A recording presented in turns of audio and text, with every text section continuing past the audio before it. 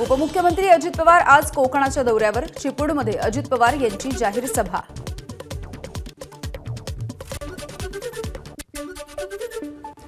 शरद पवार यांचा 23 आणि 24 तारखेला कोकण दौरा. चिपळूणमधल्या सावरकर मैदानामध्ये पवारांची जाहीर सभा होणार. पक्षफुटीनंतर पहिल्यांदा शरद पवारांची कोकणामध्ये सभा. पंतप्रधान नरेंद्र मोदींचा वाशिम जिल्हा दौरा लांबणीवर. 26 सप्टेंबरला होणारा दौरा 5 ऑक्टोबर रोजी होणार. पालकमंत्री संजय राठोड यांची माहिती. जरांगेंच्या उपोषणाला पाठिंबा देण्यासाठी आज बीड जिल्हा बंदची हाक. 4 दिवसांपासून आंतरवाली सराटीमध्ये आंदोलन सुरू. सगळे सोयरेच्या अधिसूचनेची तात्काळ अंमलबजावणी करावी यासह इतर मागण्यांसाठी जरांगेंचं आंदोलन. मनोज जरांगेंच्या समर्थनार्थ अहमदनगरमध्ये सकल मराठा समाजाकडून उपोषण. नगर तहसील कार्यालयासमोर उपोषण सुरू. धनगर समाजाच्या आक्रमक आंदोलनाची रूपरेषाही ठरली. 22 सप्टेंबरला प्रत्येक आमदार खासदाराच्या घरासमोर हलगीनाद आंदोलन केलं जाणार. धनगर समाजाच्या प्रतिनिधींची माहिती.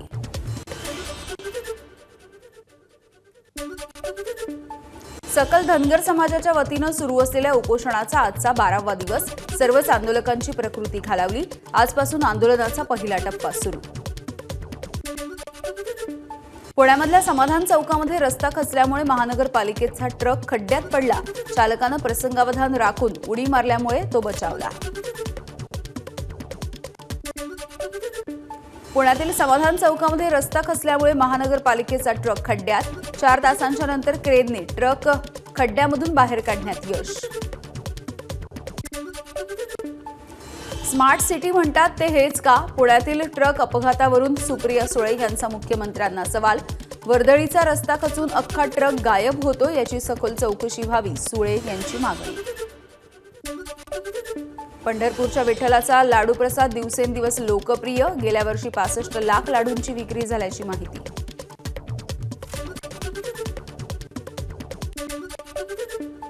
पावसामुळे हिंगोलीमध्ये सोयाबीनच्या उत्पादनामध्ये 50% घट. त्यामुळे सोयाबीन उत्पादक शेतकऱ्यांवरती संकट. सोलापुरातील साखर सहसंचालक कार्यालयासमोर थकीत ऊस बिलाच्या निषेधार्थ मनसे शेतकरी संघटनेची निदर्शनं. 7 दिवसांच्या आतमध्ये शेतकऱ्यांच्या खात्यावर ऊस बिल जमा न केल्यास कारखाना बंद करण्याचाही इशारा. कापूस आणि सोयाबीन उत्पादक शेतकऱ्यांच्या मागणीसाठी शेतकरी नेते रविकांत तुपकर आक्रमक. पुढील 2 दिवसांमध्ये मध्य प्रदेशच्या धर्तीवरती आंदोलन उभारणार. तुपकर यांचा राज्य सरकारला इशारा. परभणीच्या जिंतूरमध्ये शेतकऱ्यांचं जागरण गोंधळ आंदोलन. अतिवृष्टीमधल्या नुकसानीपोटी हेक्टरी 50,000 आणि 100% पीक विम्याची मागणी. बीडच्या 140 गावांचा जायकवाडीतील पाण्यासाठी लोकांचा लढा. पाणी अंडरग्राऊंड पाईपलाईनद्वारे सिंदफणा नदीपात्रामध्ये सोडल्यास 140 गावांना शेती सिंचनासाठी पाणी उपलब्ध होणार.